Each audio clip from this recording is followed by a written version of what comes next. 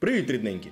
Сьогодні я хочу продовжити розповідати вам про сучасні та технологічні речі, які зроблені руками українців. І це комп'ютерні ігри. В першій частині топу комп'ютерних ігор, які ви, до речі, можете подивитися ось тут за посиланням, я розповідав про самі популярні комп'ютерні ігри, які зроблені руками українців. І ці ігри зацінили у всьому світі. Сьогодні в свій топ я додав не такі популярні ігри, але від цього вони точно не стають гіршими. Тому, рідненькі, обов'язково додивляємось це відео до кінця, вибираємо, що сподобалося, інсталюємо та граємо.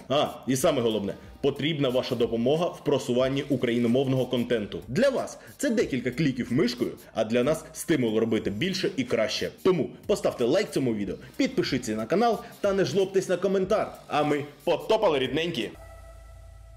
А ви знаєте, яка одна з найочікуваніших ігор у світі? Це продовження культової серії Stalker 2. Як і у першій частині гри, сюжет відбувається в постапокаліптичній зоні відчуження Чорнобильської атомної електростанції, де крім аварії 86-го року, у 2006 році сталася друга катастрофа, унаслідок якої фізичні, хімічні та біологічні процеси на цій території змінилися. З'явилося безліч аномалій, артефактів, істот-мутантів. Але і цікава історія розробки саме другої частини Stalker 2. Вона була анонсована вперше в 2010 році, а дата виходу була призначена на 2012 рік. Але до 2018 року ніяких суттєвих кроків по розробці гри не було. Саме в цьому році з'явився сайт гри та якісь новини про розробку. Голова компанії пізніше зізнався, що метою анонсу проекту в 2018 році було здебільшого створення ажіотажу, щоб укласти угоду з видавцями на виставці E3 в 2018 році. 26 березня 2021 році на YouTube-каналі показан перший щоденник розробки, у якому продемонстрували моделі бійців і зброю та анонсували показ ігрового процесу незабаром. Після початку російського вторгнення в Україну в 2022 році компанія GSC, що базується в Києві, заявила, що розробка гри була призупинена на невизначений термін через початок бойових дій та потреби захистити співробітників. Через події в Україні GSC вирішила перенести штаб-квартиру та релокувати 200 працівників до Праги та Чехії. В той же час в Україні залишилося 130 працівників. 9 грудня 2022 року було показано новий трейлер ігрового процесу та підтверджено реліз у 2023 році. У березні 2023 року в інтернеті з'явився злив інформації компанії GSC Game World. Хакери почали шантажувати розробників і висували їм вимоги, погрожуючи викласти вкрадені матеріали у відкритий доступ. В кінці травня 2023 року хакери отримали доступ до зашифрованого білду гри розміром в 200 ГБ та виклали його в інтернет. Вже через день їм вдалося розшифрувати та запустити його, що призвело до нового витоку даних та матеріалів. На початку серпня 2023 року розробники анонсували виход демо-версії гри, в яку можна буде пограти на виставці Gamescom 2023 на стенді Microsoft, та оголошено дату релізу.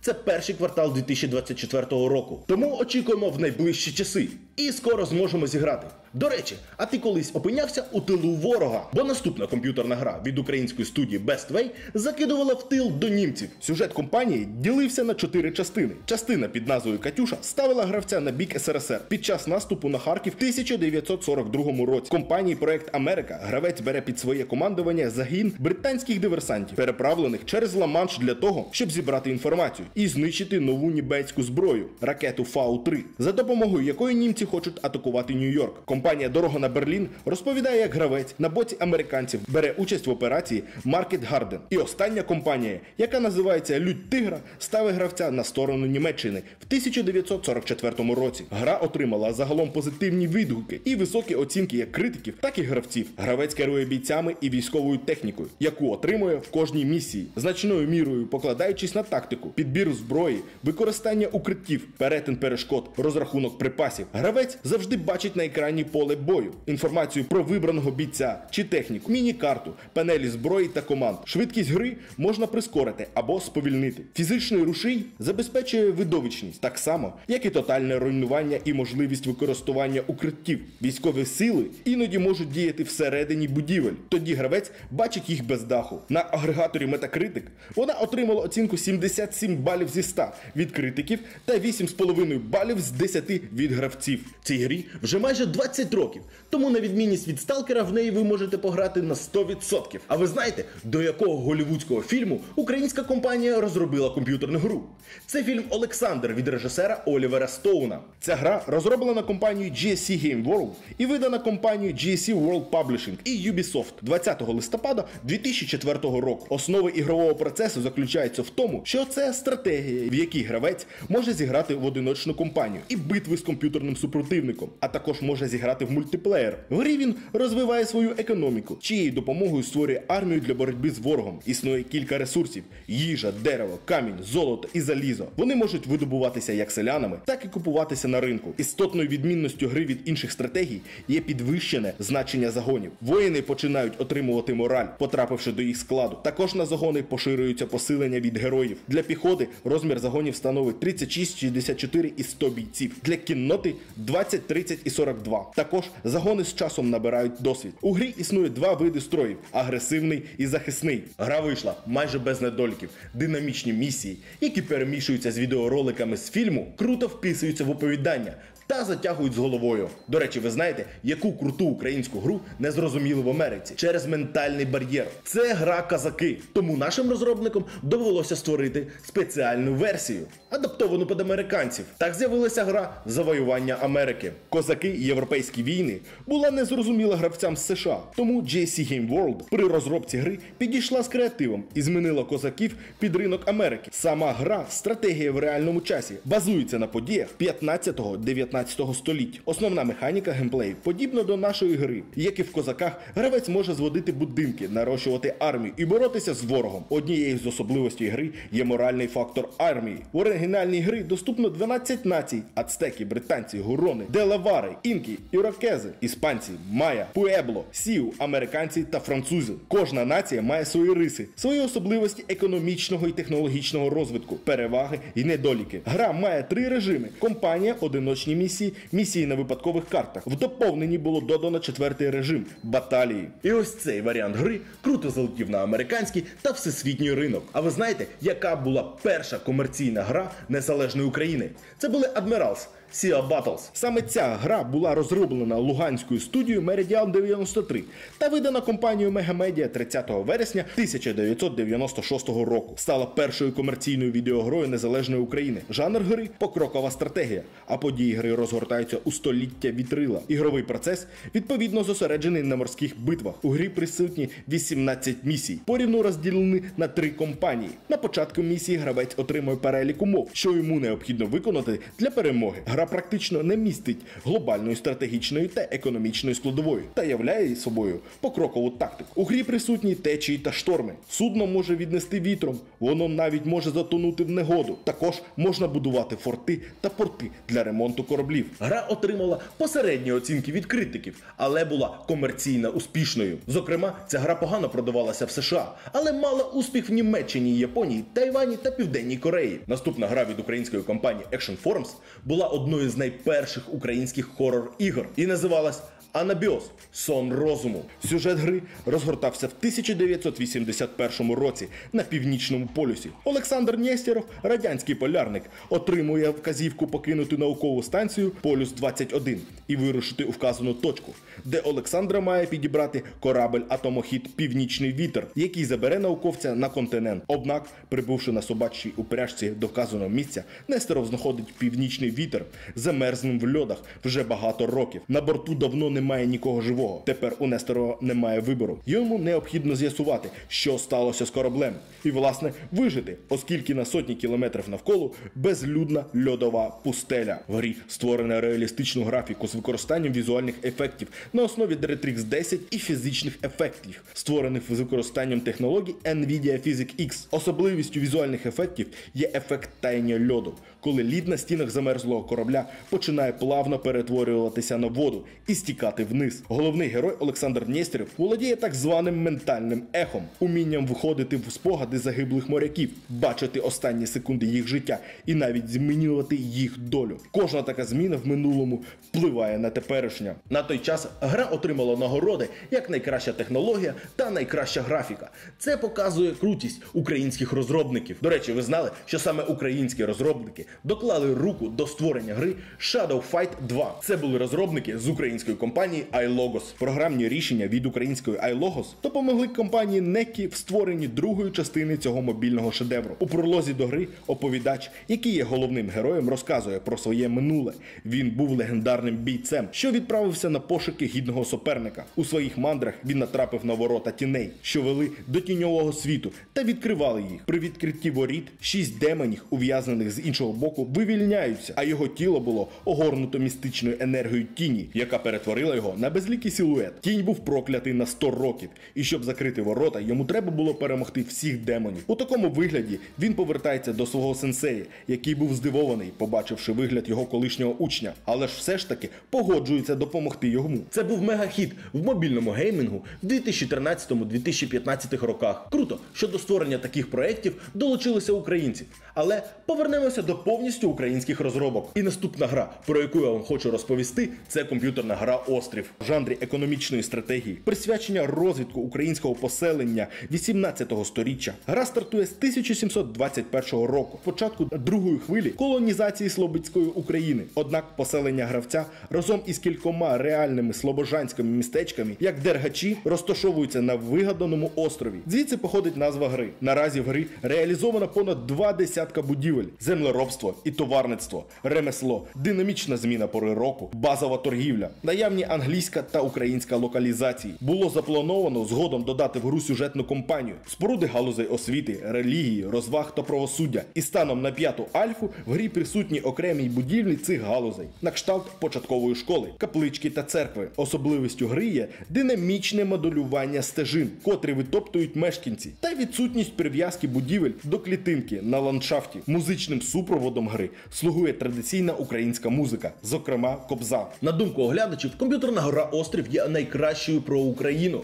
Вона просуває українську естетику та культуру. А ви знаєте, яка українська гра входить до топ-10 найкращих містобудівних ігор у всьому світі? Це Cliff Empire. Перед початком гри гравець може обрати режим – пісочниця, звичайний чи оборона. У режимі пісочниці гравець може зосередитися на будівництві міста на свій розсуд, не турбуючись про кошти та дослідження нових технологій. У звичайному режимі потрібно будувати місто поетапно, добуваючи ресурси, відкриваючи нові технології та піклуючись про проблеми поселенців. У режимі оборони гравець повинен додатково захищати місто від хвиль нападників, розставляючи збройні точки. Після вибору режиму пропонується обрати умови 3 скель, на яких будуються міста. Іноді їх може бути більше, ніж 3. Скелі відрізняються своєю геометричною формою, розмірами, наявністю водойм і прокладами ресурсів. Кожне місто таким чином має різні стартові умови. Одне може отримати багато світла, інше обвіватися сильними вітрами, мати родючі ґрунти чи стояти на багатших покладах мінералів. Перед гравцем стоїть завдання розвинути інфраструктуру на кожній скелі, використовуючи доступний простір і ресурси максимально ефективно. Площа скелі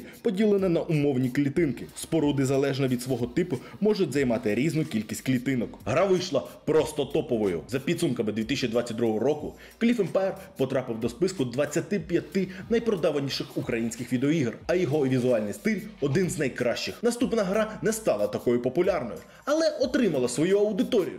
Її назва Крендл. В основі сюжету лежить історія стосунків головного героя і механічної дівчини, яка за загадкових обставин опинилася удвох у юрті посеред степових монгольських пагорбів. Завдання гравця – відновити втрачені функції механічного тіла своєї супутниці та разом з нею розкрити таємницю покинутого парку розваг, що знаходиться недалеко від юрти, і його з дівчиною минулого. Гра є 3D-квестом від першої особи з вільним переміщенням в ігровому просторі. Вона заснована на рушії Unigine Cyan Engine, який забезпечує деталізовану графіку, високу інтерактивність різних об'єктів та вираження емоцій персонажів. Інтерфейс мінімалістичний, постійно видимий лише вказівник, який відозмінюється залежно від контексту. Cradle містить загалом 1,5 години музики, яка включає медитативний ембієнт, синтетичні треки і вокальні композиції. В перший день після виходу Cradle вона зібрала безліч позитивних відгуків у Steam. А ви знали про український, безкоштовний, багатокористувацький онлайн-шутер від першої особи, яку розробила українська компанія Vostok Games. І називається вона Survarium. Розробку гри анонсували 25 квітня 2012 року, а вихід на ПК під кінець 2013 року. І вже майже через 10 років, 7 лютого 2022 року, розробники оголосили про відімкнення серверів гри в кінці травня і закриття гри. Події гри розгортаються в недалекому майбутньому та побудовані навколо масштабної екологічної катастрофи на Землі, причини якої достоменно невідомі.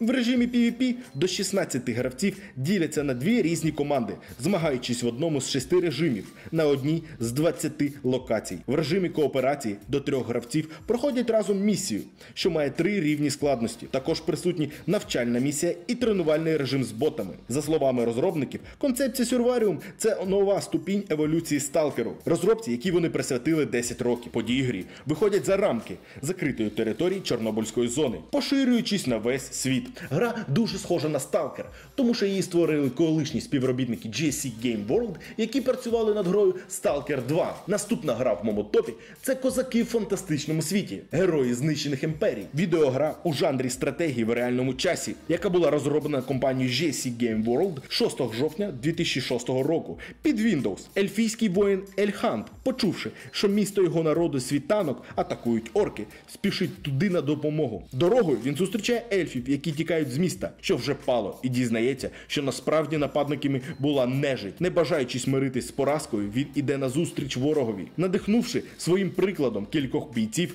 і врятувавши Ентона Ясеня, Ельхант прикриває відступ з міста. Ельфа Лана, верхи на грифоні, рятує Ельханта з атакованої нежиті башти. Впродовж 2005-2007 років автором сюжету героїв знищених імперій були написані супутні книги, події яких відбувалися в тому ж світі, що і події гри. Гра задумувалася як трилогія, але взираючись на невеликий комерційний успіх, вийшла тільки одна частина. Однак герої знищених імперій отримали досить непогані відгуки від критиків. Наступна українська гра Firestarter розповідає про героя віртуальної реальності, у якого є всього 48 годин, щоб вибратися з пастки. В цій грі гравець керує персонажем, який бореться з численними ворогами на кількох тематичних зонах. На початку гравець вибирає тип свого персонажу з унікальними параметрами й навичками. В ході просування грою за успішні дії, такі як знищення ворогів, нараховуються очки, за які можна покращувати характеристики персонажа, розвиваючись з 1 по 4 рівень. Впродовж гри можна знайти артефакти, які дають спеціальні можливості. Артефакти кожного разу з'являються в інших місцях. Цілісного сюжету Firestarter немає. Гравець просувається 16 рівнями, поділеними на 4 зони. Події гри відбуваються в 2010 році. Ігрову машину віртуальної реальності під назвою Firestarter